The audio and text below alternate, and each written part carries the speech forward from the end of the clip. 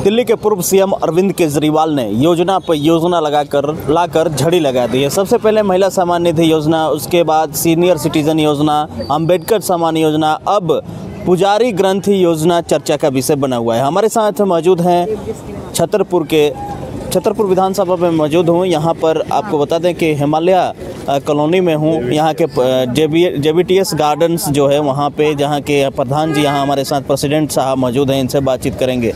क्या कहिएगा, अरविंद केजरीवाल जी के योजना धड़ाधड़ आ रहा है?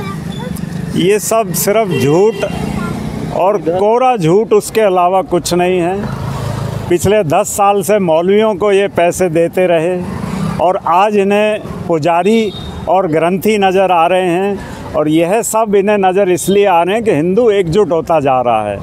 इन्हें अब लग रहा है कि अगर हम इन पुजारियों को, ग्रंथियों को नहीं देंगे तो अब की से हमारी नैया पार नहीं होगी। और ये वाली डिमांड, पुजारियों को तनख्वाह देने की और ग्रंथियों को तनख्वाह देने की डिमांड भाजपा पिछले 3 साल से कंटिन्यू कर रही है, और उस पे आके अब इसने घोषणा करी है। लेकिन ये सब घोषणाएं झूठी हैं, और इन सब घोषणाओं से ज़्यादा अच्छी घोषणाएं भाजपा सरकार आएगी।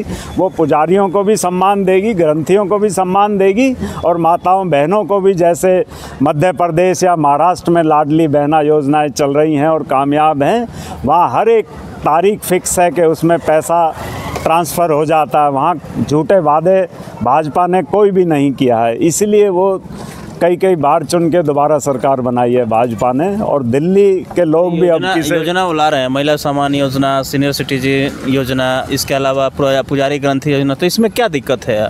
इसमें ये दिक्कत ये है कि ये देंगे नहीं, सिर्फ झूठ है, झूठ के अलावा कुछ भी नहीं है। ये लोगों को बरगलाया जा रहा है, माताओं बहनों को सिर्फ आश्वासन दिए जा रहे हैं। केंद्र सरकार की आयुष्मान योजना लागू नहीं करी गई आज तक। 70+ वालों को जो सुविधाएं बीमार होने पे मिलनी चाहिए वो नहीं दी। इसीलिए दिल्ली में यहाँ डबल इंजन की सरकार लोगों की आज के टाइम में सबसे क्या गारंटी है कि आपकी सरकारी योजना का लाभ देगी? गारंटी आप महाराष्ट्र और मध्य प्रदेश की जनता से जाके पूछिए, गारंटी आप हरियाणा की जनता से जाकर पूछिए कि ये भाजपा जो घोषणाएं करती हैं वो खाली घोषणाएं होती हैं या उस पर अमल भी होता है। तो वहाँ की जनता आपको अपने आप जवाब दे देगी। पिछले 17 महीने से मौलवियों का भी आरोप है कि उनको सैलरी नहीं मिला है। तो ये सच्चाई है, ये घोषणाएं कर देते हैं इन्होंने। चाहे DTC बसें, जो जब इन्होंने 10 साल पहले सत्ता संभाली थी तो 8000 बसें चलती थी, आज रोड पे 2500 बसें रह गई हैं, और उनकी भी हालत बहुत ख़राब है।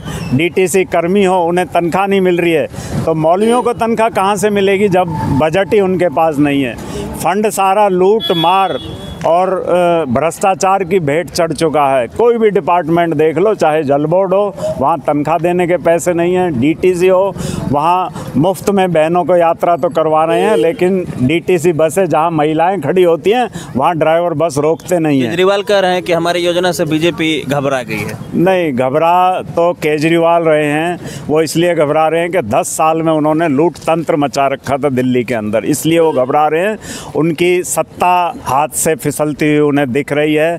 दिल्ली को शराब की राजधानी बना दिया था, इसलिए उन्हें लग रहा है। और ये इतिहास में पहली बार है कि जिस राज्य का स्वास्थ्य मंत्री जेल में, जेल मंत्री जेल में, शिक्षा मंत्री जेल में, मुख्यमंत्री जेल में, ऐसा आज तक के इतिहास में, भारतवर्ष के इतिहास में कभी भी नहीं हुआ है। जो इसने एक अलग ही जेल से सरकार चलाई है, और दिल्ली की जनता इसका हिसाब ज़रूर लेगी और अब की से भाजपा को चुनकर भेजेगी। तो ये यहाँ के प्रधान जो हमारे साथ बातचीत कर रहे थे। बहरहाल चुनाव में किसकी जीत किसकी हार होगी ये तो वक्त बताएगा। बने रहिए हमारे चैनल के साथ।